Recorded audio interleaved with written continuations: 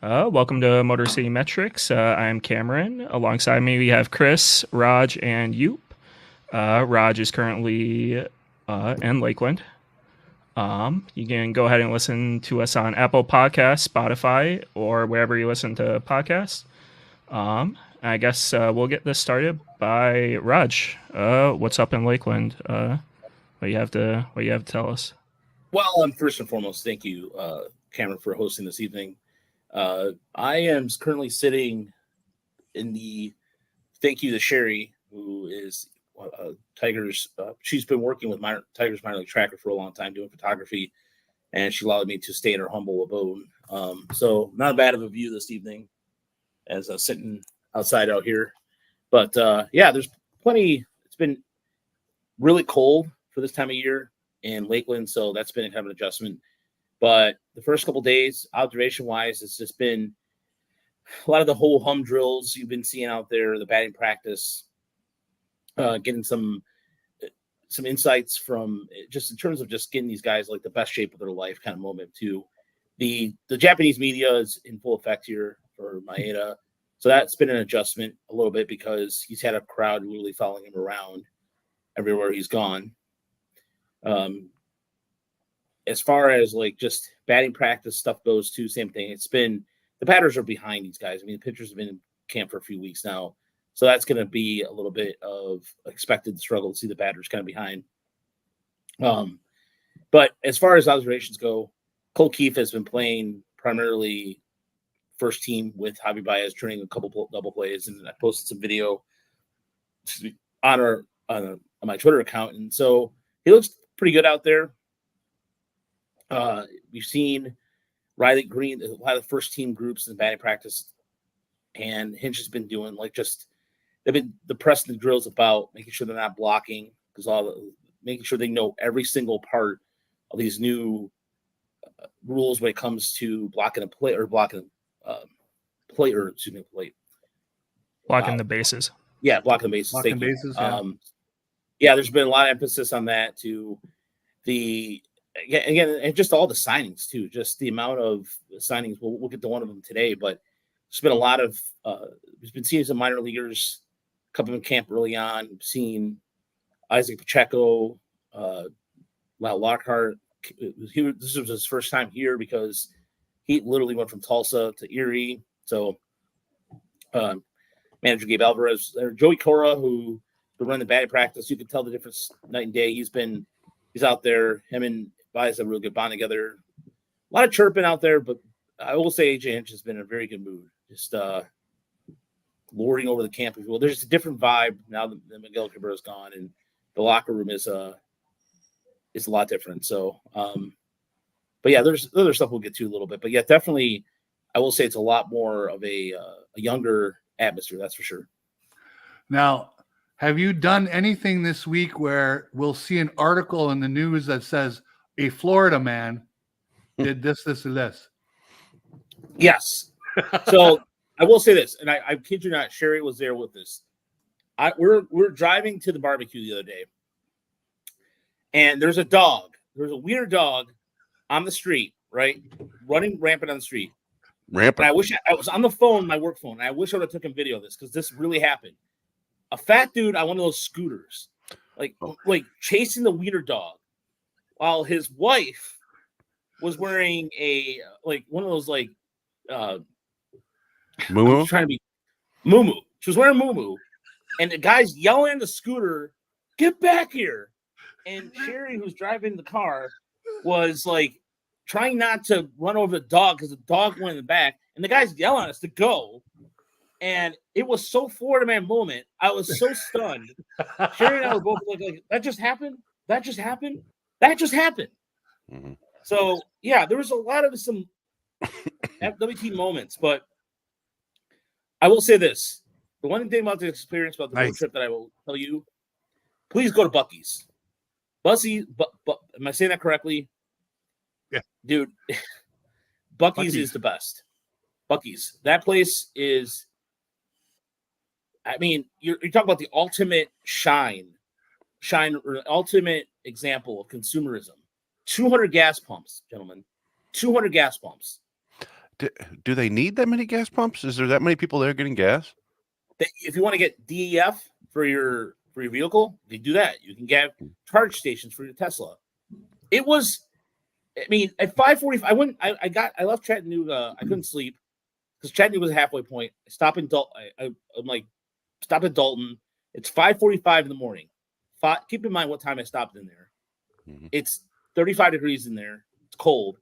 I go inside. It's like a mall packed in the 80s. It was like people were 5:45 in the morning, and they had like an assembly line of people with their sandwiches, making these brisket sandwiches, and these tacos. It was amazing. It was amazing. I thought Buc-ee's was one of those places that people make a big deal and just come back with the stupid logos thing. Yeah. I bought the shirt. I bought a sticker. I bought the nuggets. Those nuggets were delicious. They taste like heaven. Everything about that place just was like nothing I've ever been to in my entire life. I saw a story on CBS Sunday Morning once about them. It was about the brisket in particular, but the whole experience. I mean, it does look like a lot of fun to break up your trip. Yeah, I mean, it should be noted you were there at like 6 a.m. Like this wasn't like a afternoon thing where everything was bumping. Like no, you got chicken nuggets at 6 a.m. at a glorified gas station. Like that's amazing. It was like I said, it was nothing. I don't know. I was telling Chris about it. Like I was texting Chris at 7:30. I know Chris was getting up early, so they were like Frank, like I had to tell somebody about it. I was like, because I couldn't believe what I just witnessed. And but for the most part, going through the Smoky Mountains by yourself, driving by yourself is if you get a chance to do it at least once in your life for more than 8 hours or 10 hours, by all means do it.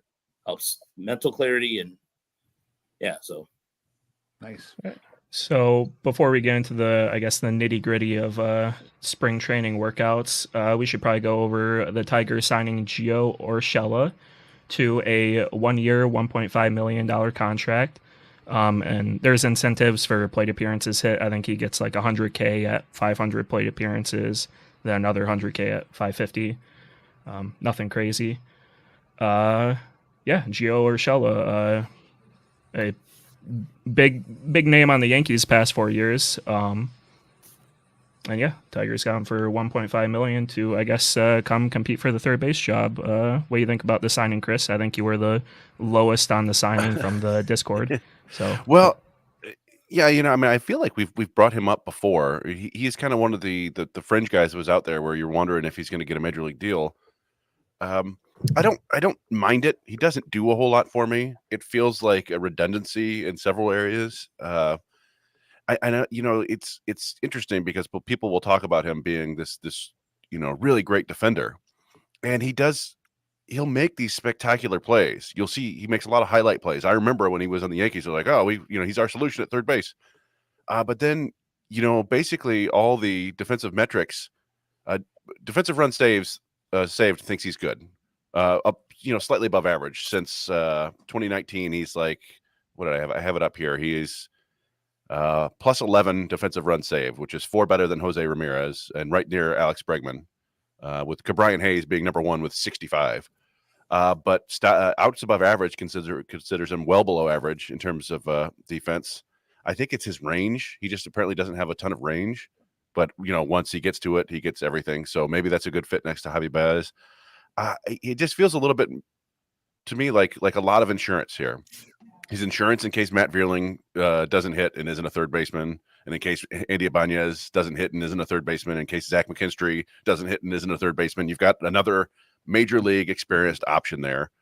And there, there's nothing wrong with adding kind of average big leaguers or fringe average big leaguers. It doesn't, I think, change the trajectory of the season in any way, really. Yeah.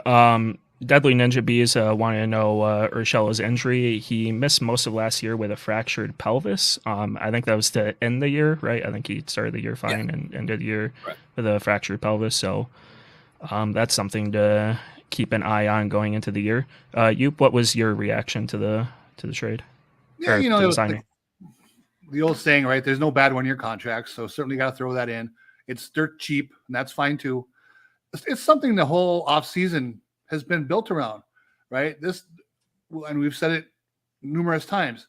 They had the 28th ranked offense. He does not help the 28th ranked offense get a whole lot better, right? Most likely. He's there to be depth and to play some defense. If he does mash lefties, that's great. That's a nice skill, and that can be something you can use. But again, it's kind of been what the whole offseason is about for Scott Harris. They are putting a good floor in on the bottom of the roster, but they're not doing much to help the top end of the roster. We've said that many times. But it just seems like Gio Urshela, kind of at this point in his career, a dime a dozen player, and the contract kind of says that. If he starts 40 or 50 games against lefties, that's fine. If he ends up starting 120, 130 games, that's a problem. So that's I'll agree with that. Deadly Ninja Bees again. Is this Cesar Hernandez 24? Probably not, because Hernandez was a minor league signing, if I'm not mistaken. And this is a major league signing. How about you, Raj? What was your... Sorry, go ahead, Chris. Oh, sorry. I would say it feels more like Wilson Ramos, this Wilson Ramos signing, than the Cesar Hernandez to me. You know, they had Ramos, they rostered him for a little bit, and then Haas came up and was just hitting. So they're like, yeah, all right, see you later. Because I think it was $2 million for Wilson Ramos. So it's nice insurance. If he doesn't hit, I don't think they'll hesitate to part with him early in the season, even. It's a very fungible contract. Yes. You know, I look at it this way. I mean, you're taking a bats away from, so it shows that perhaps they don't think Kreidler is ready to come back. Also, a guy who gets lost in the mix here is Andre Lipsius. I mean, he plays third base too, also plays first. I like the signing because it does give him depth, as Uper said. Gives him that bottom of the floor, if you will, and it kind of makes sure it shores up the defense a little bit on the left side. That being said, Kira will probably go down in the minors. That was something that he's in camp too. And if he can be, I would love for him to be a pleasant surprise, but it's still a lot of what ifs versus knowns. And at least with Gio, you have somewhat of a known track record for what he can do with the glove. But is it thinking that's going to move the needle? Sure. I mean, compared to the rest of the AL Central. I mean, it's Butkus. I mean, the rest of the AL Central's just, dust bunnies at this point. So they haven't really done anything. So that being said, it's easy to look good when no one else has done anything. Don't get me wrong. But at the same time, it does help the Tigers shore up what they believe that they have at third base. And so, if it's just a good move for insurance purposes, by all means, I like it. 1 year, not a long commitment, and gives enough time to see what you have with Young at third. It's funny because I could see this being a move that the Royals made, where we were like, wow, good job, Royals. You guys are doing something. But the Tigers made the move. So do we think this affects Justin Henry Malloy being 26-man, Ryan Kreidler in that conversation, Andre Lipsius in that conversation? What do you think, Raj? I think so. I mean, Malloy is going to get more time in the outfield anyway, as Harris indicated that, or Hinch started that with that. And so I think what's going to happen is you got to see more likely it's down to really Kreidler, McKinstry. You have this mix there of these kind of like position player, or rather utility players. It's a battle of the utility players. And so I think Henry, if Malloy's going to make this team, he's going to have to make it as like a bat off the bench or an outfield bat. But if I was him, look, honestly, if I'm the Tigers, he's the guy who needs regular at bats. So I saw Fangraphs talk about how he's underrated prospect, and there's something with his bat being said. I don't want him to start the season in Toledo, but if it's necessary, I think there's going to be another move that has to be facilitated with all this too. There's too much utility guys there, and I think somebody has to go, and whether they trade it or not, or just simply let him go. Harris has no love lost, and he will do whatever he has to do to finalize the roster. I mean, we should talk about that they made room for Urshela by DFAing T.J. Hopkins Tigers legend, who was, I believe, on the roster for 5 days, 6 days after they had claimed Colton Ingram and DFA'd him. And this is, I think, and this extends to Kreidler and Lipsius and Malloy and all these other guys. We've talked about this a bunch. Is Scott Harris just seems to not mind at all having major league level players in the minors. To him, I think that's a bonus. And I think we're conditioned to say, hey, this guy is ready for his chance at the big leagues. And that's not the way Scott Harris works. I think he'd love to have Ingram and Hopkins and Devin Sweet all in Toledo, all these guys who he thought enough of to claim. And now hopefully he can stash them in Toledo. And it's the same way with Kreidler and all those other guys. Just, he likes to have these options. And I thought it was an uphill battle for Malloy heading into camp anyway. I don't know. I think we've talked about it before, but there are a lot of indicators there that suggest that he's got a pretty small window to find success in the big leagues, which is, I feel bad saying that because there are things about him that you really like, and there's a chance that he could be a solid player. But I don't know. It just doesn't feel like a guy that they're ready to go out there and make a regular, and so they'd rather have him getting steady at bats in Toledo than part-time play in the big leagues. You know, they're more than happy to have Urshela on the bench, and they want Malloy to play more often. You have any thoughts on Urshela being 26 man? I think that, given his track record, given the length of his career, as long as he's fully healthy, I would assume he's been brought in. He will be on the roster. How that shakes out with everybody else, hard to say at this time. But yeah, it's always seemed like Malloy is on the outside looking in for this spring. I think he needs to go to Toledo and do what he did last year. Hit the snot out of the ball in April and May and see if he forces their hand into something. Didn't hear Badu mentioned as 26 man. I think we all agree that just too many lefties in the outfield. Carpenter, Meadows, and Green. So yeah. Just along the lines of Badu, we already thought he was kind of the odd man out anyway, right? And in this Urshela signing makes it basically 14 big leaguers for 13 spots. And Badu seems like the odd man out. There is a small possibility, it seems highly remote, that Matt Vierling could head back to Toledo. That doesn't make a whole lot of sense. With given all the lefties, it would be nice to have a right-handed bat, but he does have an option remaining, I believe. So there's a possibility there. I think Harris just likes to have depth, and somebody's going to get injured, and maybe these things take care of themselves. And Malloy's playing in Detroit because they need him, and I think that's the way that Scott Harris prefers it. Other than promoting Colt Keith and securing him a spot, he wants these guys to be available at a as needed basis. And Hinch likes platooning, and so this makes a lot of sense because Gio does hit against lefties very well. And so I think with that in mind, with that proven track record, that's going to help make the decision easier because Malloy doesn't really have that. And so that's where they're going to try to get.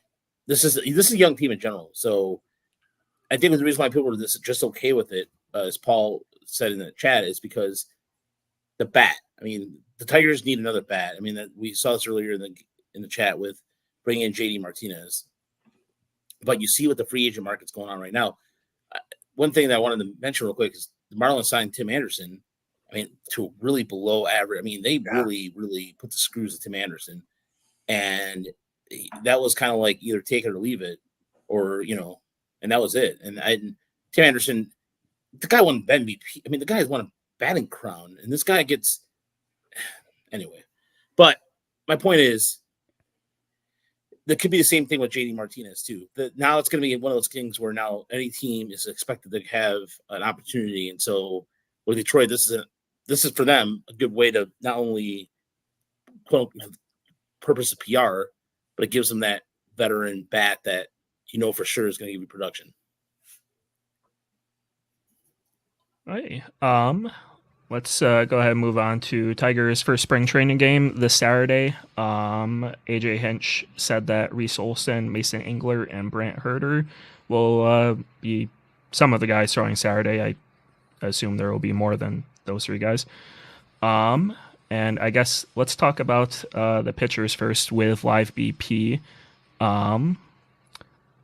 I'm thinking, do we want to talk about Skubal hitting 100 in his live BP or Mize giving up a few home runs during his live BP?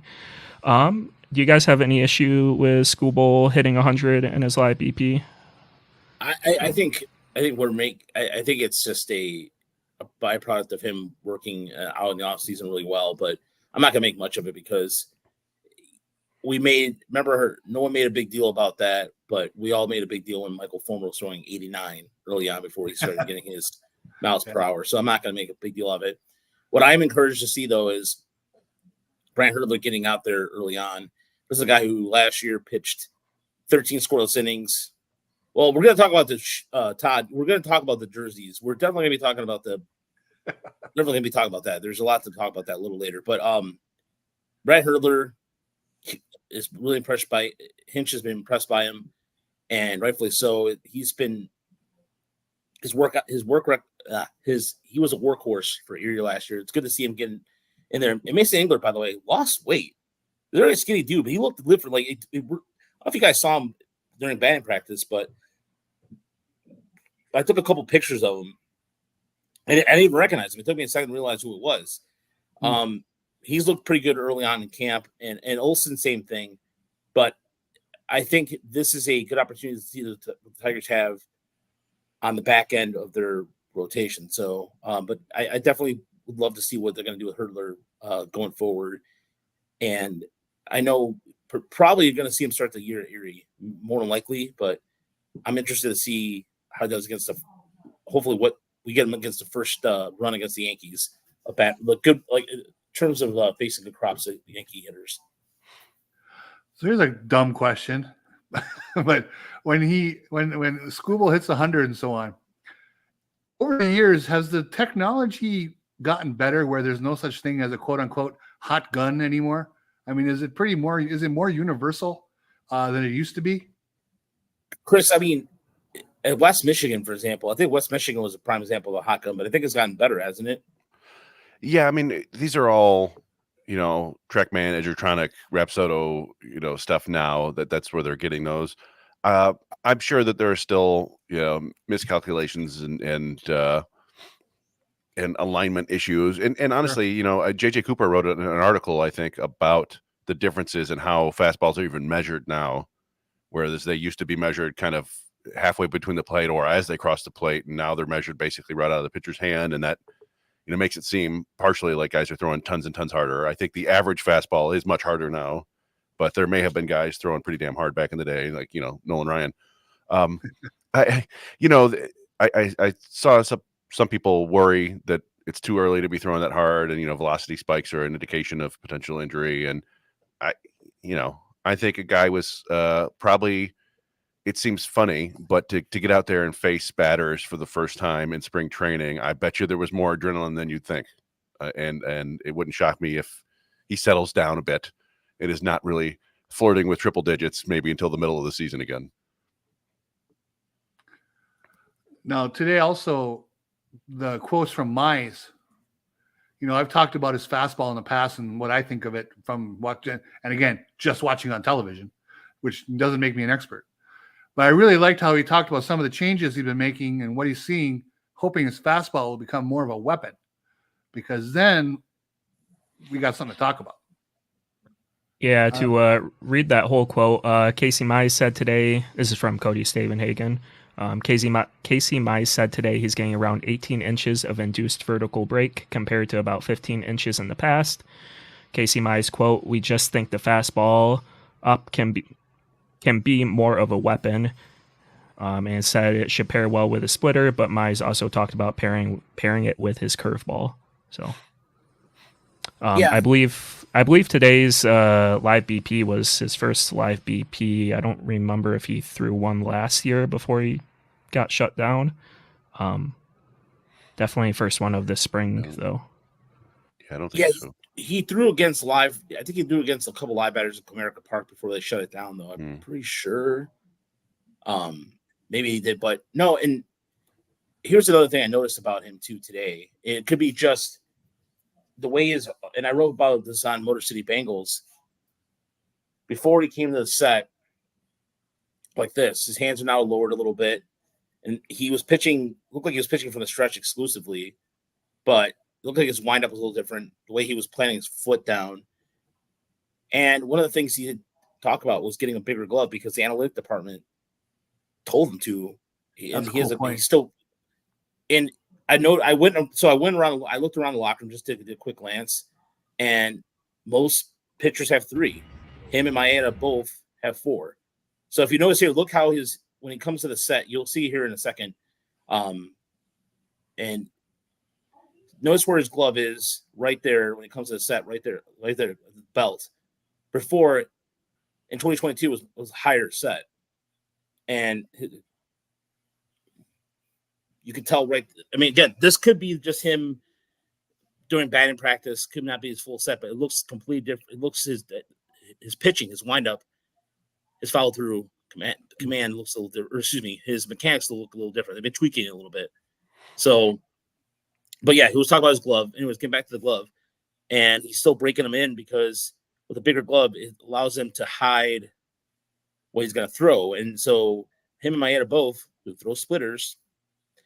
That could be a reason for that. So anyway, but yeah, if you look at his windup for 2022, and I posted it on the article, you can tell the subtle differences there. And with that fastball, that kind of ride, what's going to happen is you throw that split finger, and that's just going to change the eye level so quickly and so drastically. So that's a good thing to have. And you can tell, like, yeah, he's going to get used to that. Somebody mentioned too that Hinch yelled at him, like, hey, you get in trouble for that. Yeah. The pitch clock. So, yeah. Yeah.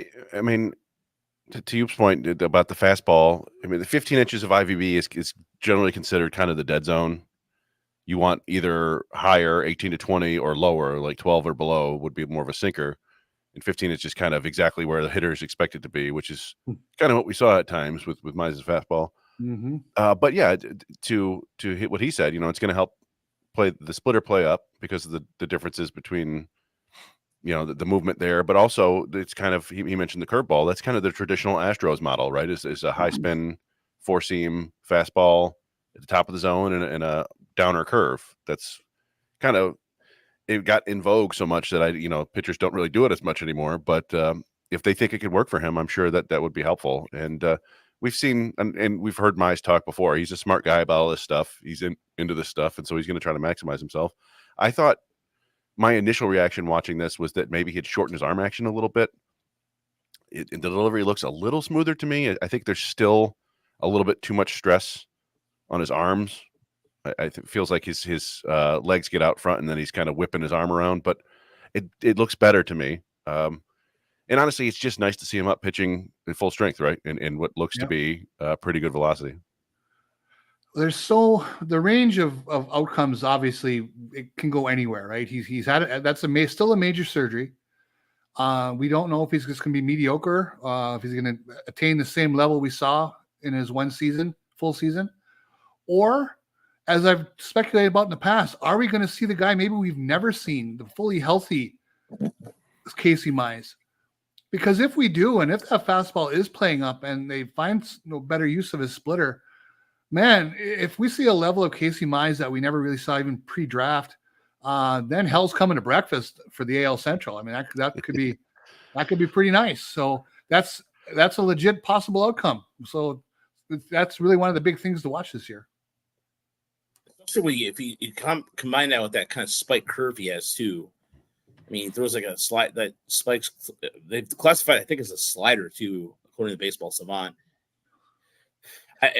This is all making sure that he stays healthy, but the key thing is right there. I mean, it's staying consistent with that same kind of movement with your split finger looks exactly like your fastball coming off your hand. And so if that right there is such a great way to get those strikeouts right numbers up there. Go up, go down with just precision, and then you'll be fine. And so I just think if you can go ahead. I'm sorry. Todd 63, hats off to him.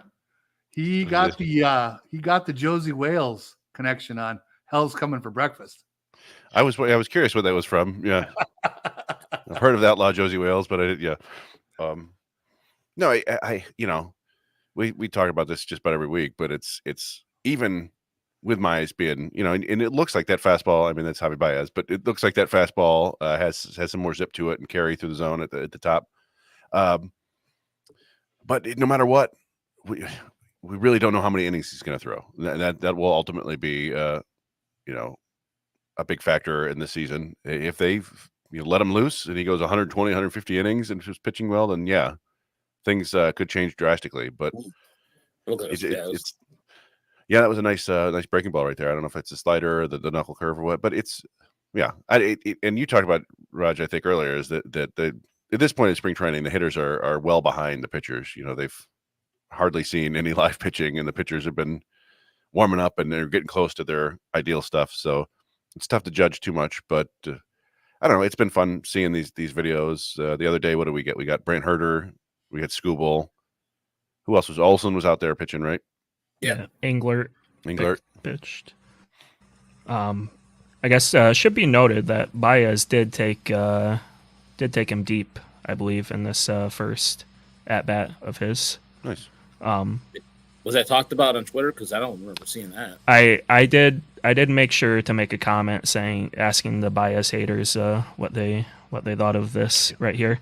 I can't tell if it was gone. I think it hit the seats. It's tough to tell. But I do like that he did come back and made Javi chase, and I guess that's Javi being Javi. But that fastball right there was good to see. Yeah, and by the way, I think the splitter's coming back slowly but surely. It's going to be incorporated in that.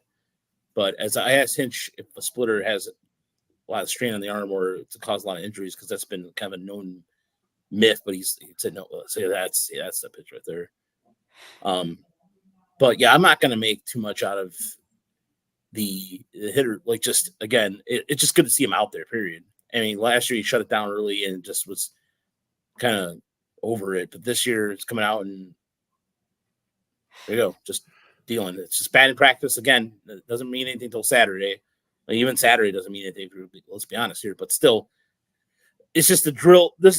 Having the drills in the various fields too. The first day they had it because of rain in the backfield, so it was nice to get out to the main field this week.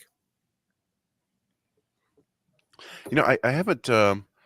It's early enough yet that it doesn't really matter, but I haven't heard anything about Matt Manning at all. Yeah. Is he milling about? Has he been doing backfield throwing? Yeah, he's been doing a lot of backfield throwing. He's been doing a lot of just random drills. I haven't seen him on outside of just. He's been working on some just basically in the backfield, like backfields. That's where he was doing a. I think I was in line, Chris, when I sent you the picture, but he was doing drills, doing the pick the second, pick the first. Oh, gotcha. Drills in the backfield. So that's. But other than that, I haven't seen him on the main fields yet. So. And then you sent me some video, or you sent us all some video of Maeda doing the weighted ball thrown against the wall, which is. There was a fun clip there too, where you guys the scrum was asking Hinch about Maeda, and he said that he was talking to him and discussing his process, and he said he talked to him about sneaking a first pitch strike with a curveball, and Maeda was like, yeah, but Torque put one in the upper deck when I tried that, so maybe not too much. And I was like, well, that's fun that he remembers that. Yeah, like I said, the vibe in camp has been a lot more chill than it was last year. I mean, this is. It's really on early impressions. Everybody seems to be laid back with that, but it's Maeda too. Like, just a lot of people are not used to seeing the Japanese media following around. So, no. Hey, I don't think there was much else in terms of pitchers. I knew Andrew Chafin seemed to be chatty while throwing live BP, talking crap to everyone he faced. Oh, legend, by the way, he had 2 beers in his hand during the barbecue. Whether he was double fisting or not, I don't know, but a legend, just 2 beers in his hand. Sounds about right. To go off on a side tangent, Anthony Rendon had that weird comment about family, faith being first in his life, which I don't think anyone disagrees with that, but the way he talked about baseball and how he hates baseball and how it's just a job to him. It made me think of Andrew Chafin, who Andrew Chafin very clearly doesn't love baseball. I guess he does to a certain extent. He does love being out there and playing, but it's clearly a job to him. He'd rather much be back at his farm. But I mean, Andrew Chafin is actually in the best shape of his life. He talked about weightlifting for the first time, wanting to drop weight for the first time. Like, he wants to keep going out there and competing. And it's just funny hearing Rendon's comments about hating baseball and then seeing other people who don't have baseball as a first priority still going out there competing. People you want to play next to, people you can trust being on your team and putting in their full effort. So for a guy who's a man of God, he's angry at the fans a lot. I mean, there was a video of him last year or the year before going after fans for talking about him. Like, calm down, dude.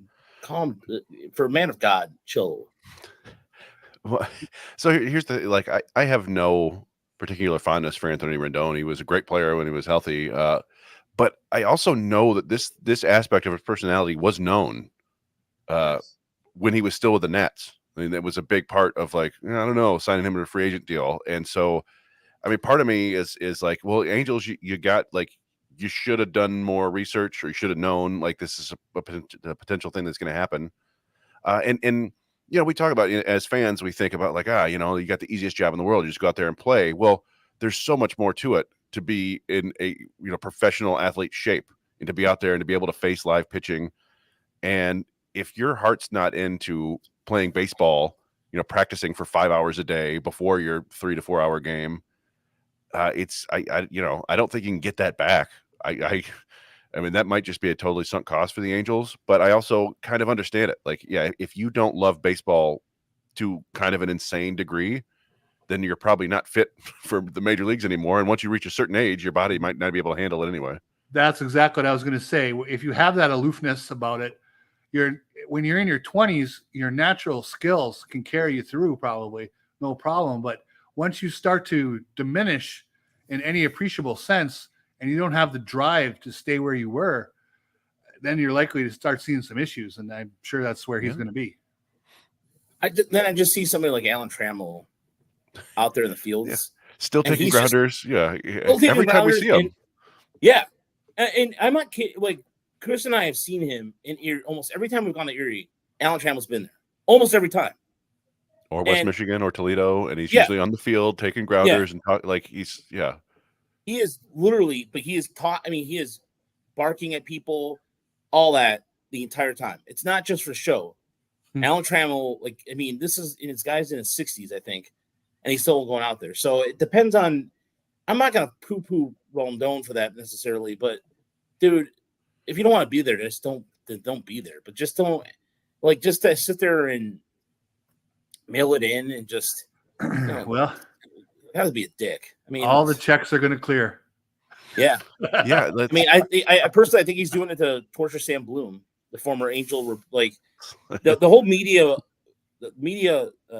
experience with Angel players out there is just something else. That's all I'm going to say. And adding on to players with bad attitudes, Eric Hosmer retired, so got that going for us. We'll miss him. Yeah, he was one of the guys that when launch angle first became a thing, I'm like, if that guy would ever learn to launch the ball, because he hit the ball hard all the time, but it just he just had the terrible attitude about all that, and was always overrated as a defender. I guess it must be different when you're in the clubhouse, right? Because remember, Jim Leyland started him for the World Baseball Classic over Paul Goldschmidt. Considered Hosmer the better player. Now, part of that might be Jim Leyland's old school mentality, and maybe Hosmer is that kind of player. But it was always kind of funny that I think anybody who was into advanced stats at the time when he signed with San Diego were like, oh boy, that's going to be rough. And that's the way it worked out. I don't think he provided any value for the Padres other than a sort of sonic value of them going out and signing a big free agent, the Pudge Rodriguez effect that we talk about here. He that career did not go great because he was a deeply flawed player that kind of rode the last wave of people not understanding that. So the Steiner bro, I like that. The Steiners.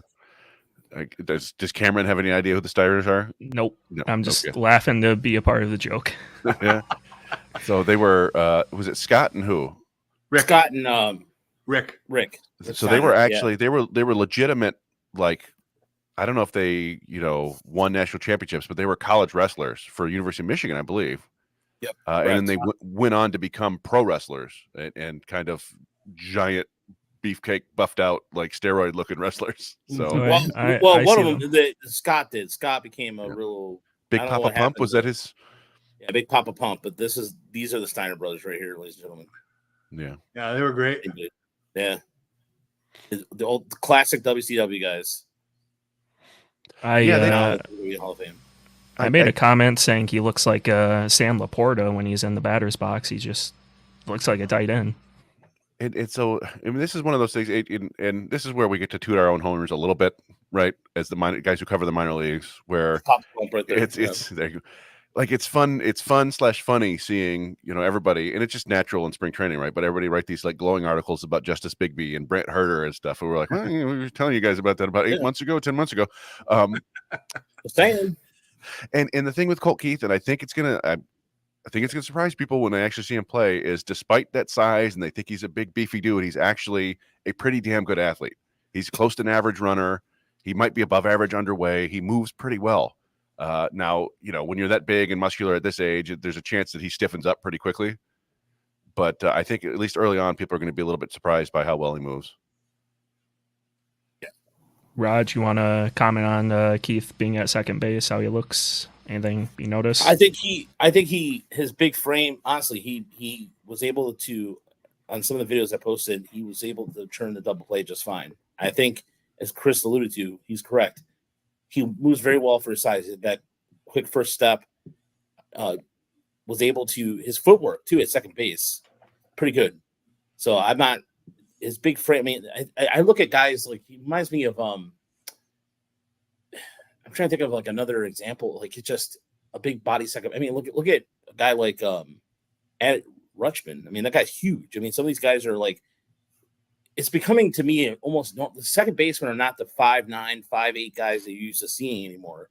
I think these guys are becoming better, well-conditioned athletes. And so, I mean, we've seen Keith play since West Michigan at second base. So to me, this is nothing different than what I'm used to seeing anyway. He's just a little bigger. I mean, he's slimmed down. I mean, remember the year before when we interviewed him, Chris, he was now he's he slimmed down a little bit. Well, and I think part of that, if you go to the Fangraphs, prospect profile of Colt Keith, he talks about him being super bulky and not agile, and that's what he looked like in the AFL, which is when Eric Longenhagen saw him. I'm not saying that he hasn't seen him since then, but if he has, it's probably just small amounts of video, and he did. He dropped weight. He's never going to be, Don Kelly thin, right? But like Jonathan Scope was so much larger than people realize. Like he was the one. The few times I went down to the field, I think he's listed at like 6'1", 250, but I felt like he was probably 6'3" and every bit of 250. And so like you just didn't realize it because he moved pretty well up until the end. So yeah, I mean it's not crazy. And Jeff Kent back in the day was a pretty big second baseman, I believe. You can make it work. It's in the days with the shift ban, it's not quite as easy to hide guys there. But I think Max Muncy was playing second base not that long ago. Nolan Gorman isn't, although I saw a report that Nolan Gorman lost, I think 10 or 20 pounds by cutting out his favorite popcorn. So I don't know if he was just eating that Costco crack or what, but that's just kind of one of the funnier, best shape of his life stories I've seen. But yeah, like nobody's saying that Colt Keith's going to be a Gold Glove winner. He may ultimately be a below average defender, but I think he's going to be playable there. Yeah, I think he's going to be fine. I really think he's going to be fine. And Detroit Generate brings up a good point. Johnny Peralta wasn't a small shortstop. Scope was a big guy. When you saw Scope in the locker room, same thing. I'm trying to think of like Dan Ugla was a big guy. I mean, he was more upper body strength. He was a short guy, but like Marcus Semien, right? I mean, he's a pretty big dude. He's playing second and short. Yeah. I mean, look at Alex Rodriguez. I mean, he was not the typical shortstop when he started playing the position. So again, I think it's, what'd you say, Chris? Oh, I mean, you know, A-Rod and like Tulowitzki and Cal Ripken, those were like, you know, those are, you know, the A1 examples of like, you know, big guys playing premium defense. But yeah, it can be done. Size-wise. Yeah.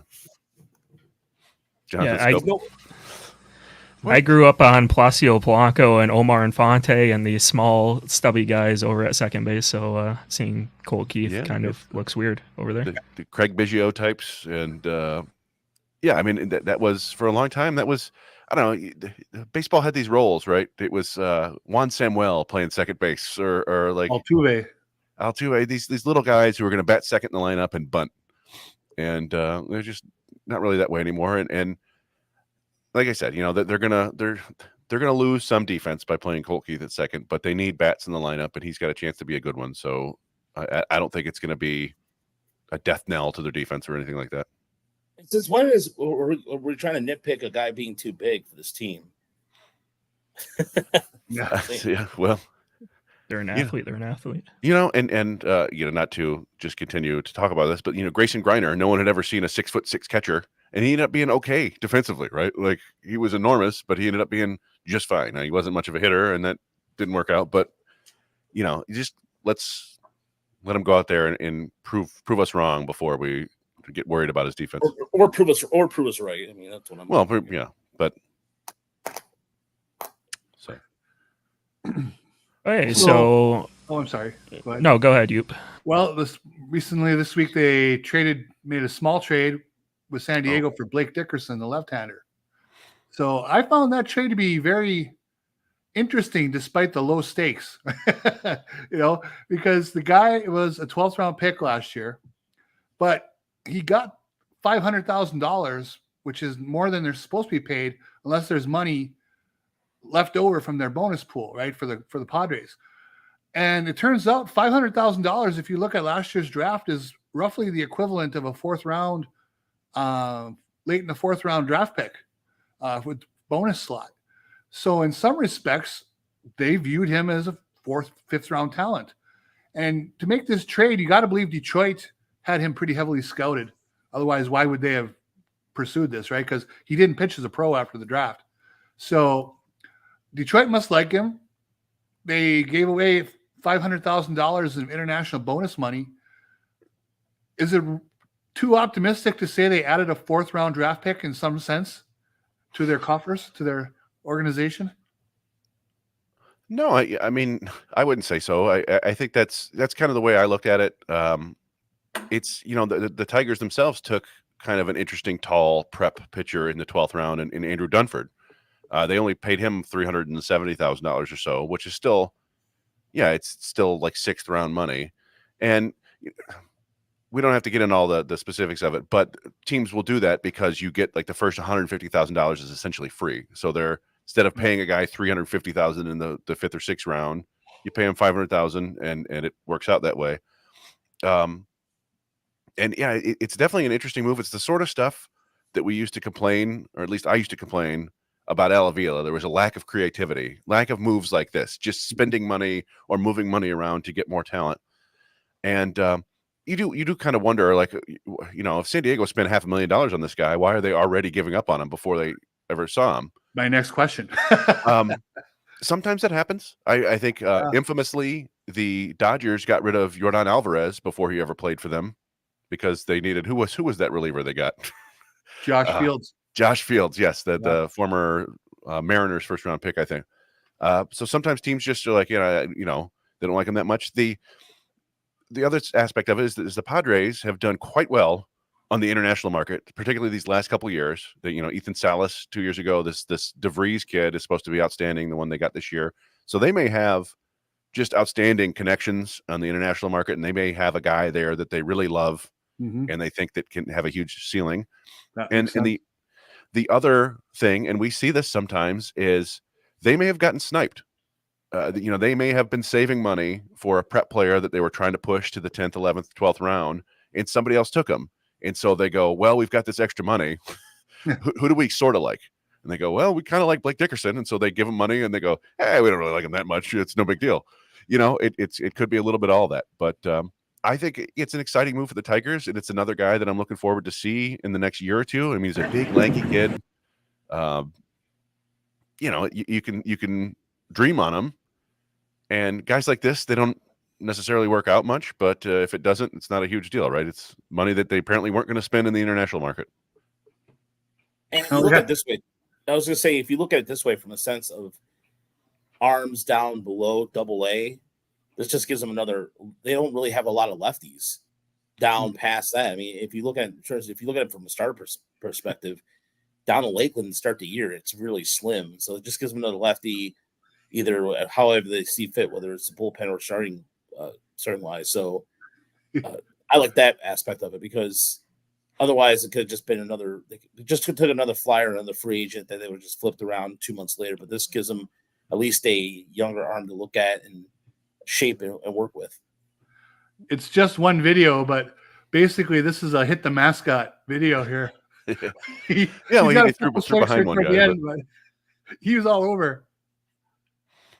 Yeah, I mean, it's I think he was sitting low 90s, and he's got apparently a above average slider potential.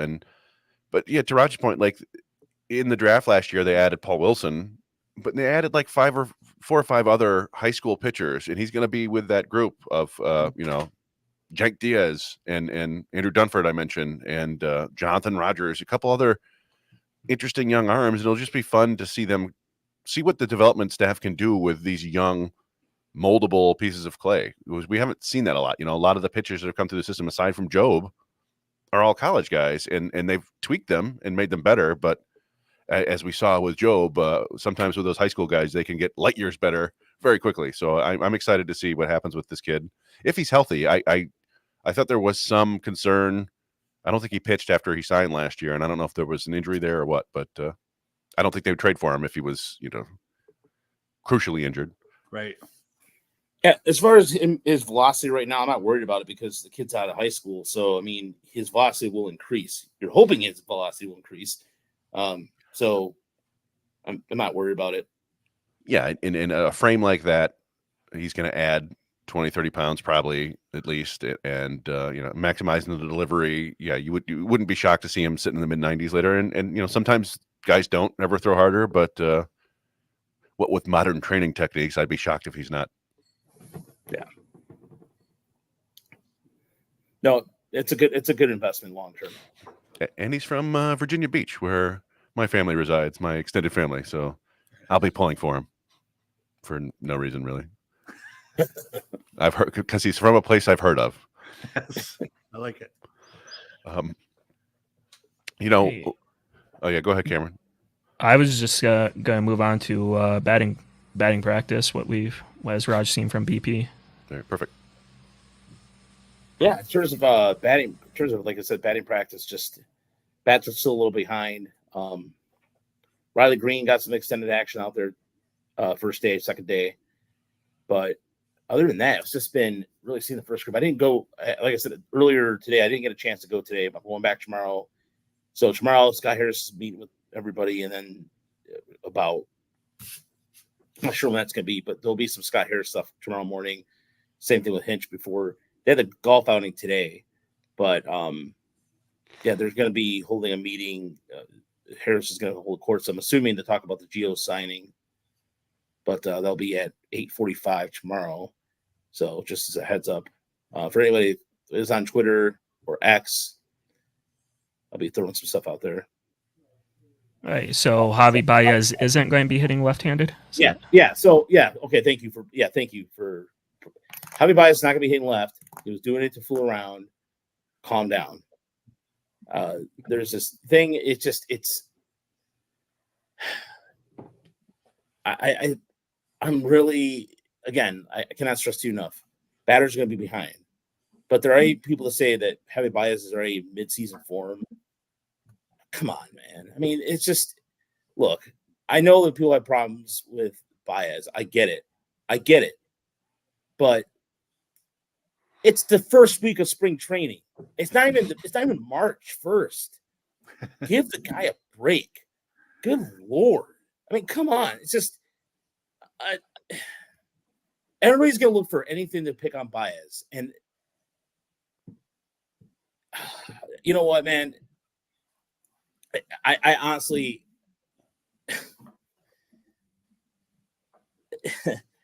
those at bats, you can highlight, you can look at the whole at bats in general. There's more than just those two pitches he swung at. So don't look at a clip on Twitter and just go, "Oh, sucks, mid-season form." Blah, blah, blah, blah, blah, blah. He's doing what he can. He's showing up early, and people are still bitching. Like, shut up. Just you can have your opinions, and I'm not trying to make fun of fans because I'm not going to do my fan voice. Old BK is absolutely right. Everybody hates when I do the voice, but it's not that. It's spring training. It's spring training. Are you going to remember this? If he's doing this on April 22nd in a big game, by all means, go knock yourself out.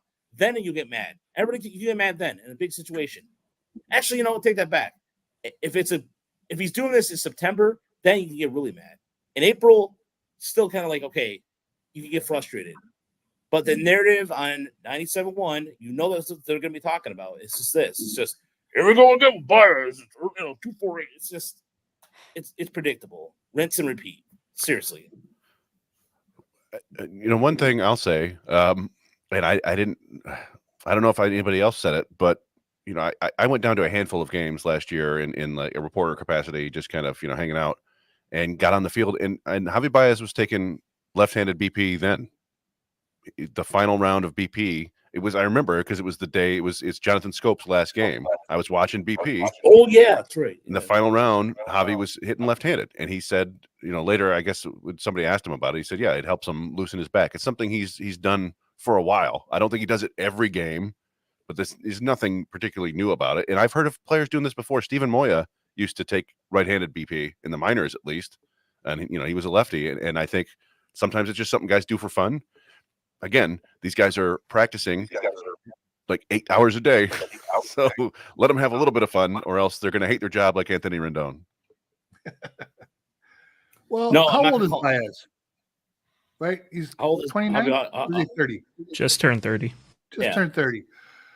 You know, he's 2 years removed from that second half at the Mets, right, when he was all world. I mean, he played his ass off, and he was hitting great. So we're 2 years out from that. Now, that's a long time, and he is just barely on the wrong side of 30. But here's what I'm thinking. Does he still have the ability to pull off, say, a 5 or 6 week hitting bender like Jonathan Scope did a couple years ago? Because if Jonathan Scope can do it, I actually think Javi Baez could do it. And if you got like a 5 or 6 week heater from him, someone like him, that's enough to make a big difference in a season. You know, I don't think anybody's looking for 162 games of excellence from him. But if he got hot like he's capable of for a month, that makes a difference in what this team really can do. I mean, I think he had a stretch at the end of 22 where he was hitting like 120 WRC plus over like a 2-month stretch. So I think he's definitely capable of that. He's definitely capable of it. And look, Richard's point, yes, he has, 2 bad years from him. Absolutely. You can sit there and say that.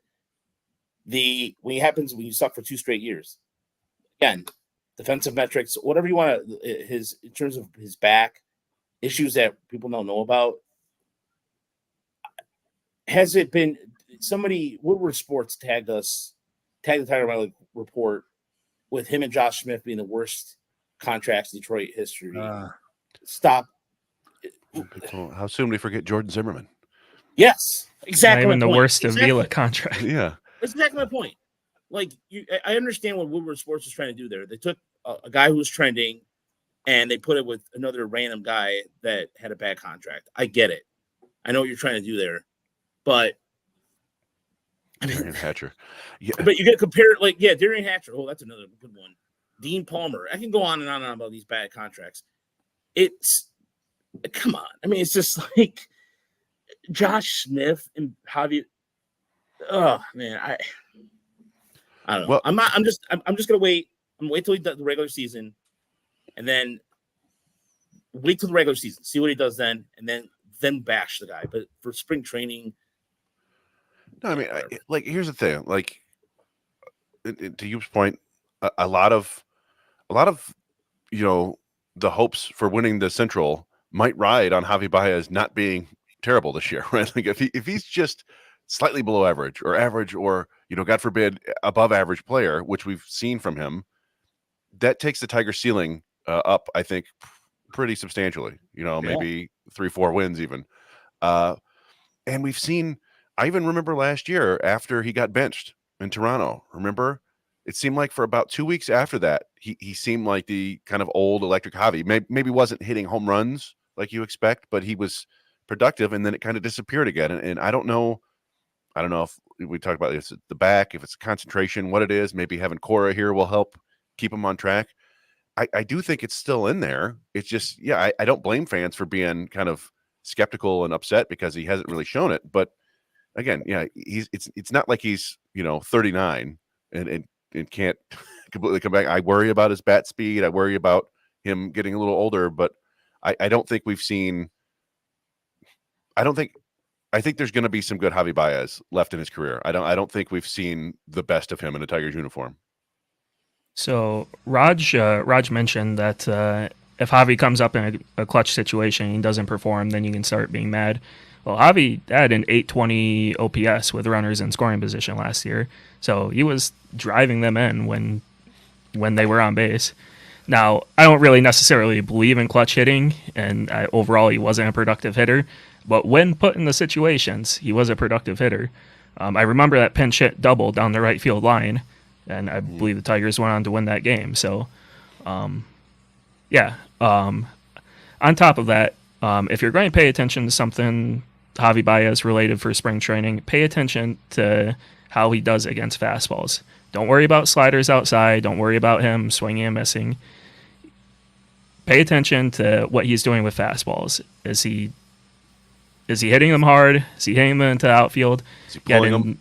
Yeah, pulling them. He had a negative 17 run value against fastballs last year, which obviously the worst for his career. And the only other time he was negative on fastballs was 2020 during the COVID season, which we won't even count that. So he was actually plus 2 run value on sliders last year. So, I mean, he's kind of, and I've talked about this before. There are certain hitters that scare you in clutch situations because, if you got the bases loaded and you feel like you can make Javi chase and you try it, but even as a pitcher, you start getting a little bit like, I don't know, like I don't want to get to a 3-ball count here and walk in and run. So if you throw it near the plate, he's a guy that can put it in play and do damage. It's the Delman Young theorem that I had, why Delman seemed to always show up in the playoffs because pitchers were throwing him more strikes. But I don't know. We just need to go out and see him perform, right? I think that's all anybody wants to see, and people are going to be skeptical in this till they see him do it. And I'm just going to try to wait and see, right? I'm hopeful. So I look at it. I mean, that's honestly until there's game action, then judge if you will. But if you're going to judge based off what you see in 30 seconds on Twitter, then I don't know what to tell you. Yeah. Okay. Looks like have a few things left on the agenda for tonight. TJ Hopkins claimed off waivers. Already DFA'd for Gio Urshela. I believe it was 2 or 3 days. TJ Hopkins is interesting. He is already 26, but he hit 308, 411, 514 in the minors last year playing corner outfield. Depth piece. If Mark Canha goes down, he's probably a right-handed option in the minors to replace him. His defense. Corner outfield defense. Yeah. We'll see if they. It may be a situation where, like, we see a couple days from now, they've traded him to, back to Cincinnati for cash considerations or something like that.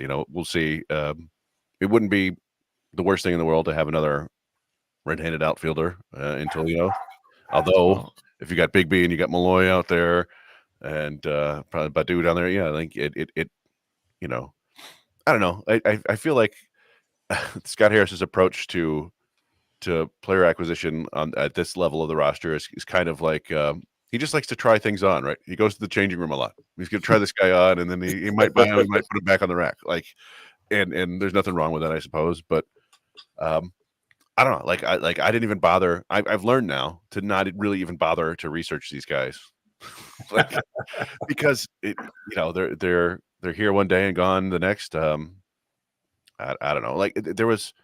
You didn't mention it, but we kind of brought up Keston Hiura earlier, and the people seem to get like there was an outsized amount of attention to that to me, because I don't think he's gonna take it in a bat for the Tigers this year. He may, I guess, if something goes wrong, but like this, he's a dude that has some power, but he also has the highest strikeout rate in baseball, like going back to 2019, 2020, right? And his one good year was 2019 when he had a BABIP over 400. And that was the rabbit ball year, right? Like everybody was hitting 30 home runs that year. So I don't really believe in Keston Hiura. Now maybe they've seen something and he's adjusted, but I'm skeptical there. So I don't know. Hopkins here, give a penny, take a penny. It seems like you churn that bottom of the roster. You're always looking. I've talked about this before. The Rays always had that thing. Let's get 2% better, right? Every move. Let's just get a little tiny percent better, and eventually you arbitrage that and you leverage that and you got something. So that's what I liked in my mind, how I view Harris on here. Do they feel for this year, especially Giovanni Urshela, or is it Giovanni or just Gio? Do we know? It's both. Okay. He may just, Yeah. Anyway, so Urshela is just, that 2-3% better than whatever Hopkins would have possibly provided for them. I mean, and Bada Boom brings it up, and there's a lot of other people that have brought this up. I said this earlier. Metal Bug said this too. I still think the Tigers are going to make a trade. They have too much of one type of player they're going to offset it somehow. They're going to trade it. I mean, I look at it this way. I think they will try to hopefully make an attempt to make a trade for another outfielder that could provide a little power, maybe the defensive upgrade out there. Because if you look at the AAA outfield right now, as it stands, Big B, Badu, Malloy look like might be your potential starting AAA outfield, which is nothing wrong with that. But you still want a little more plus defense. And, Eddie's Leonard is probably getting some time in center field too as well. So that being said, or what they could do is trade one of those guys and put Leonard in the outfield full time. That's a possibility. Yeah. I know we've talked about Badu, I think, a fair amount, but I just, he might not be a fit for the Tigers, but I do think I could see him playing for other teams in two different capacities. One is a guy that you think still has some upside and you play him every day, and one is a really solid fourth outfielder who can do a bunch of things for you. If he's got speed, he's got some pop, he'll take a walk, he can play center field, he's better in left field. I think that's a valuable piece at the end of your bench for a championship team even.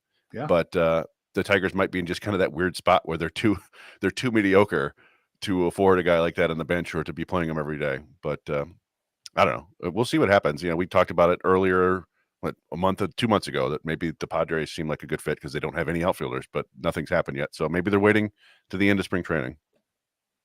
The Tigers got rid of Willie Castro last year, and he went on to the Twins to hit 10 home runs, 30 stolen bases. Like, he was lights out for them. So I could see Badu doing that for a different team. Sadly, I mean, look, Nico Goodrum is back with the Minnesota Twins. Who knows? I saw that. That was nice. I not to derail things again, but I put this in the Discord, and I don't know how many people saw this, but I was looking it up, and Urshela, if and when he does play for the Tigers, will be the third Colombian-born player to play for the Tigers. I don't know if you guys already saw that. You don't want to answer it, but Yupa, I don't think saw it. So if you have any guesses.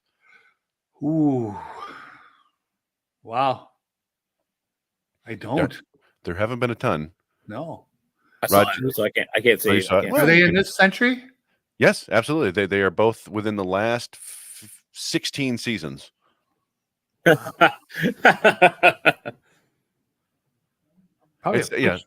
one was pitcher? A shortstop. One shortstop, one pitcher.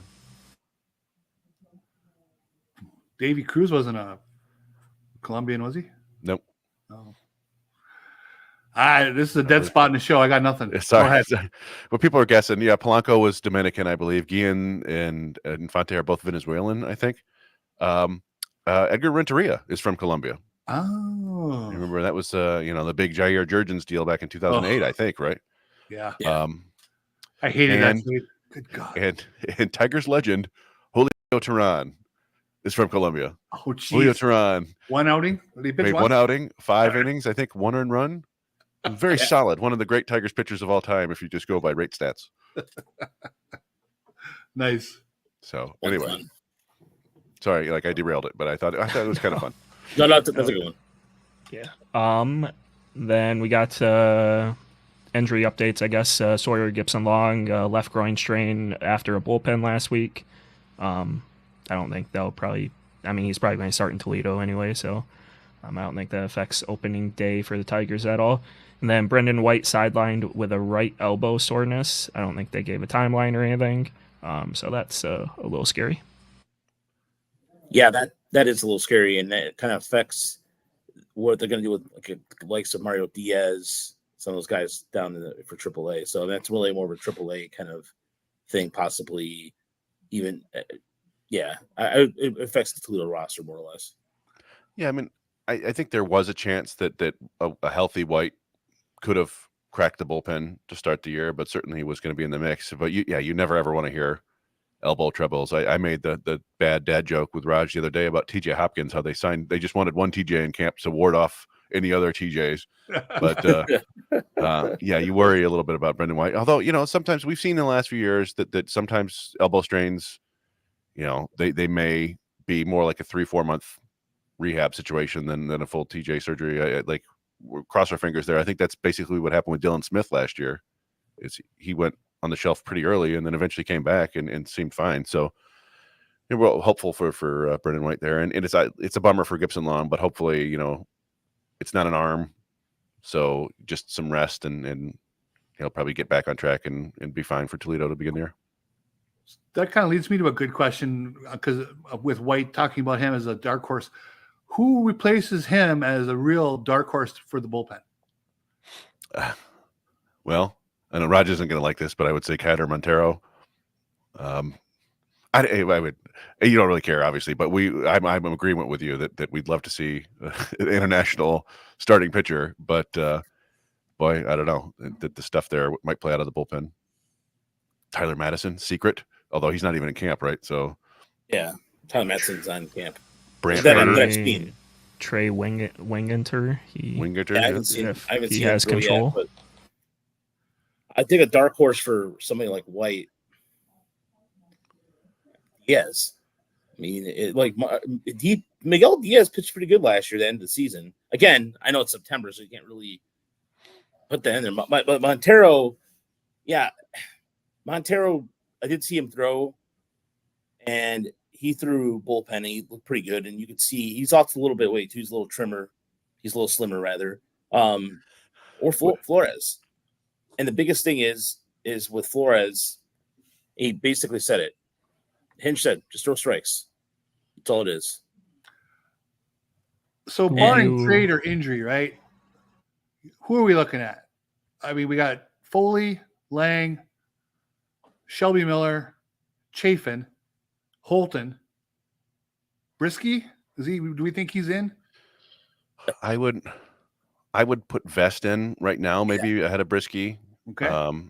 And Joey Wentz is out of options. So if you want a long man left-hander, is that 8? That's got to be 8. Yeah, it was the next Tyler Alexander. No, I think there's no guarantee that Joey Wentz wins that job, but I mean, I would put Brisky and Faedo and Wingenter and all those guys kind of in that same picture. Although Faedo is starting on Sunday, right? Yeah. So I think they're going into the season. We talked about this before, though. There's nothing wrong with going into the season with 60 starters, and then if you have to use them in the bullpen, you can. It's tougher the other way around. Well, do we see Brant Herter being a reliever at any point? As Stan says, yes. And here's the thing,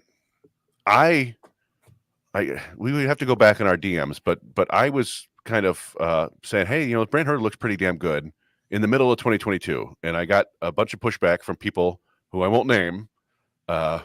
But I saw things that I liked a lot. He throws a lot of strikes despite the funk and the angle. Again, I think I mentioned it on a different podcast a couple weeks ago, though. You just don't see starting pitchers who look like that. You just don't. It's a really funky arm angle. It's a cross the body delivery. It wouldn't shock me if he makes it work. He's got the command and he's got the pitches. It's just you just don't see it. So that's why I would throw him in the bullpen. There, yeah, I know what DMs you're talking about because I got some crap last year about that too. I pushed back and said, "Well, we need to go back and look for it and screenshot yeah, it." Because I also said, "Kiss my ass." Look how much she's done in Double A, and I've seen more than you. So shut up. Yeah, that's pretty much it. Yeah, there you go. So, Raj, who would you be more disappointed if they got relegated to the bullpen, Keider Montero or Wilmer Flores? Montero, because look, Flores needs to throw a third pitch consistently and that changeup. I mean, he's got that short slider, he's got the fastball, and he's got another cutter. It looks like it'd be a cutter, but if you can't throw a changeup, you're not going to make it as a starter. And one thing I did ask Kinch about was there's a lot of innings last year where he had long innings. I mean, he just labored through like a bulldog. I think Montero, he's got 4 or 5 pitch mix. He can, for him, it's just getting a matter of stamina, but I think he's capable of being a guy who could be a 4th or 5th starter. And if you put him in the bullpen, to me, it's just a waste. It's not like Gregory Soto where he's a lefty or anything like that. Montero's got some really good spin rate too. And when he has ability when he can command and shape his pitches, I think he's a much better option as a starter versus out of the bullpen. Yeah, I mean, I agree with that, and I think the only thing where I would disagree is that I think he's got the stamina. I think he threw like 140 innings last year, didn't he? I'm checking right now. I think he's got the broader arsenal. I think the pure stuff is better. So I'm looking 127 innings. Okay, and I think he can. He's a guy. He was remarkably consistent in Toledo. I think he went 5 or 6 innings in every single one of his outings. Now they weren't all pretty. My only issue with him is command, and it's command inside the zone. He doesn't walk a ton of guys, but he got hit a lot more than he should have. I think because he leaves pitches over the heart of the zone too much, and I think that's something that they could fix in the big league level, at least hopefully. I mean, kind of Reese Olson had some of the same problems. I would be more disappointed if they move into the bullpen. The only reason I mentioned is we've heard people within the organization say, boy, he would be pretty nasty out of the bullpen. And I kind of agree because I think he would really let loose and the command issues wouldn't come into play as much. And instead of sitting 94 to 96, he might be sitting 97, 99 with that spin rate and with those 2 breaking balls and with that changeup. And I think it could be pretty nasty. Has Manning learned to change up? Nope. There you go, Deadly Ninjavis. And then what about Reese Olson? I think we all agree that he deserves a spot in the rotation until something happens. Mike, we had Mike Pertello of MLB.com, and I was looking at some of his numbers with him. Olson's got some sneaky numbers, and I mean, I think Olson's going to continue to progress this year, and you just make sure his health is in order. We I tend to toot our own horn sometimes on here because we can, but Olson is one we got absolutely wrong, right? Or at least so far. I mean, we had him heading into last year. I think we had him 16th or 17th in our top 30. And I honestly, for the first couple of months, we were like, yeah, see, when he was getting beat around in Toledo, and what we didn't factor in was that he would just come to the majors and suddenly be good. like the stuff was always there, and that's one of those things where you got to give a ton of credit to Olson, but also to the big league pitching staff, the Feder and the guys there really getting him to maximize what he does well, and so yeah, I mean we got that one wrong, and I'll never forget. I mean, it's the small sample size theater, right? I saw him pitch a game here in Des Moines. He looked terrible. He was all over the place. He lost about 6 miles per hour off his fastball, and by the 4th inning, that ended up being his last bad start. and he had 3 good starts right after that in Toledo, and boom, he was in the big leagues. And then I was thinking he's going to get crushed. If you would have told me that he was going to have a successful summer at the big league level after I saw him in May, I would have bet the house that was wrong. You know what? I will say this. Another guy who gives a lot of credit should be Juan Nieves. Juan Nieves, absolutely. If there's one thing I've noticed about spring training and beyond, that guy is everywhere. I mean, he is literally everywhere that Fetter isn't. I mean, it's Fetter. You see Fetter with I got this really good picture of him, Jake Rogers, and Tarek Skubal all smiling and what have you. But Juan Nieves is everywhere. I mean, he is. You hear him going over you don't see him. It's not often in the headlines or anything, but you can tell these guys listen to him every time he speaks, and he goes over anything. They listen to him. So I credit. I don't know. Nieves has a really good rapport with these guys too as well. I just wanted to mention that because I see him, like I said, just zigzagging across everywhere in camp. Well, and just Stan said Olsen a reliever ? And that's what I had him pegged. I kept making the comparison to Alex Lang. I thought he was a guy that was going to have to be a reliever who relied on his breaking balls and changeup. And basically, the fastball was your change of pace mix or a pitch because I didn't think the fastball was good enough. And I don't know. Yeah, I mean, Larry says it's way too early. I guess it is, but he threw 100 innings in the big leagues last year with an ERA under 4, and the strikeout rate was okay, and the walk rate was under 3 per 9. Like, there's not a lot of. I mean, I suppose he could get injured. I mean, part of the reasons we were concerned was the delivery a little bit, but yeah, I mean, I have no problem with them going to the year with him in the rotation because I do think he earned it with his performance. He also made adjustments throughout the year. Like, he was good starting out, had a few rough weeks, and then finished strong. So yeah. You guys have anything else before we get out of here? I just wanted to discussion of jerseys. Oh yeah. Yes. Yeah. Oh my goodness. Look, I don't want to see people's nuts. Okay, I'm sorry. If you want to see guys' nuts and bulges and all that stuff, that's cool. Whatever. But it's beyond ridiculous. The way they've handled, like we talked about this last week, the names on the back, but the see-through pants and Tony Clark's going out there saying, guys, come on. Rob Manfield is such an idiot about this too. He's like, oh, there's nothing wrong with they spent hours and hours researching this. The materials, but get out of here. I mean, come on. I mean, I have Fanatics stuff. I have a Red Wings hoodie. Within a week after I put my name on it, it was like a really good deal. And I know why it was a good deal. The lettering expired within 2 weeks. It was starting to already go. Fanatics, I mean, you get what you pay for. I just don't understand why the name on the back. That was I still don't get that. Like, I don't have binoculars now to watch a damn name on the back of the jersey. Why? There was nothing wrong with that. But then I saw the Kansas City jersey today where the sponsor logo is huge. It's right here. You can see it. You see it bigger than the back of the jersey. Yeah, we're seeing underpants.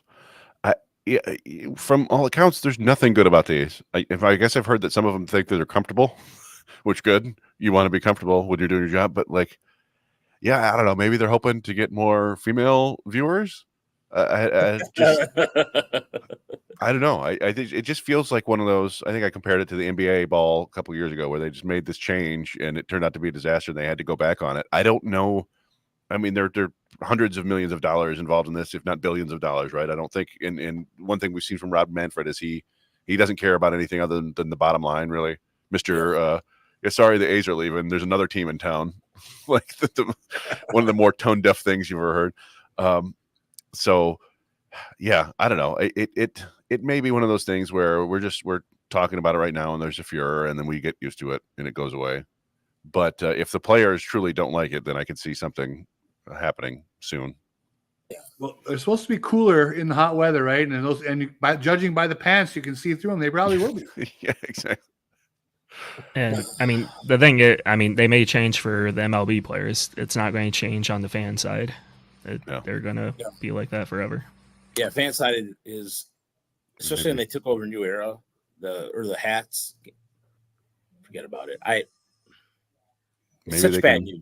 Start getting the sponsors and put them over the crotch of players, and there'll be like adult, brazzers or something like that. Only they're the Stephen Barrys of modern times. Anybody gets a Stephen Barry's reference? Chris, you remember Stephen Barry's? Was in Ann Arbor? Was there? Yeah. Remember Stephen Barry's? They started sprouting out everywhere. It was just like an $8 shirt. Yeah. Yeah, $8 Michigan shirt. Within 2 weeks, it would evaporate in the thin air.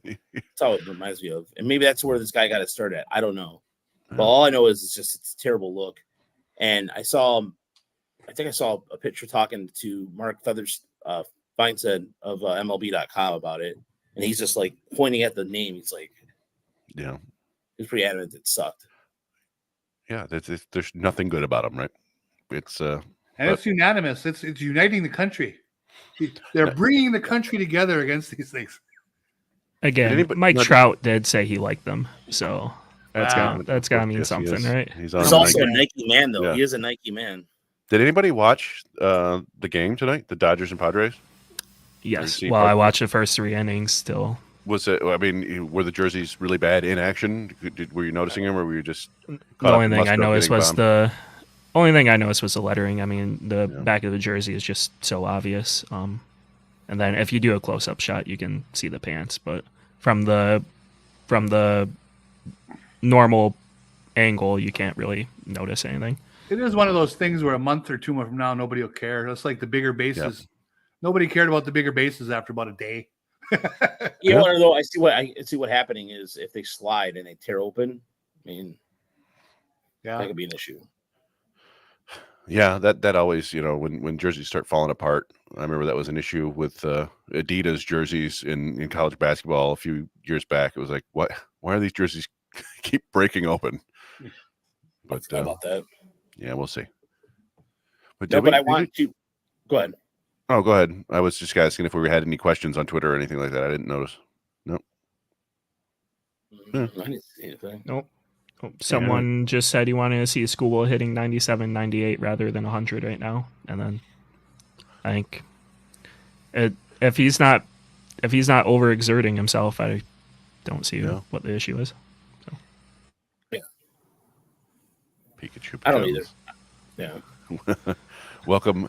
Bada Bing, it says it's just a matter of time where the league makes them wear Pikachu pajamas. Go to minor league baseball because that's what you see. There's Paw Patrol night and SpongeBob night and Star Wars and the Harry Potter uniforms and the various food, the food jerseys, the food hats. I'm waiting for Tony Paco's night down in Toledo. That's what I'm waiting for. I am kind of frankly surprised we don't see more of that in the big leagues, but I think that there is an element of that they just consider too minor league, right? But like, why not have Marvel Day at Comerica, right, where the players are wearing a Captain America jersey? You sell hundreds of thousands. Star Wars night. I mean, yeah, but the players' jerseys don't change, like they do in the minors. That's what I mean. It wouldn't shock me if we see that soon. Darth Vader's batting helmets. Yeah. Bada Boom is not kidding about the Great Lakes Loons do have a lot of weird nights. That's a good call out there. That's I love that ballpark though. I love Midland Dow Field. That's a really cool park, worth checking out. But I want to thank everybody for making this possible, who have donated to our PayPal and have donated to our GoFundMe. I mean, if it wasn't for you guys, this wouldn't make it possible. And special shout out to Sherry for hosting and allowing this to happen. She's been such a great host. I did my laundry today here. I've been able to relax. It's just nice to have kind of a home feel versus staying at a hotel. Nothing wrong with staying in a hotel or anything. Like I did I stayed at a hotel at the wrong side of part of town in Chattanooga. That was a mistake. Stayed by the airport. Streets of Chattanooga. Yeah, there was a roach in my room, and that's why I didn't sleep. I found one. Yeah, I woke up and I saw a roach, and I'm like, "Oh, I ain't sleeping." Not good. Yeah, it was the first time I had a bad experience at a hotel, though. To be fair, no, I take that back. I'm sorry, Chris. We were talking about the murder room, the murder room in Erie. The murder room in Erie. So that was it. But again, thanks to everybody who's donated to make this possible. Really goes beyond appreciation. It just goes beyond everything. So thank you. All right. I think that will do it for us here today. Tigers play on Saturday. Not going to be on TV. Dan Dickerson will be on the radio. Should be on MLB Game Day too, so you can follow along on the website. But for me, Chris, Raj, and you, we will see you next Thursday. Thanks, everybody. Thanks, everybody.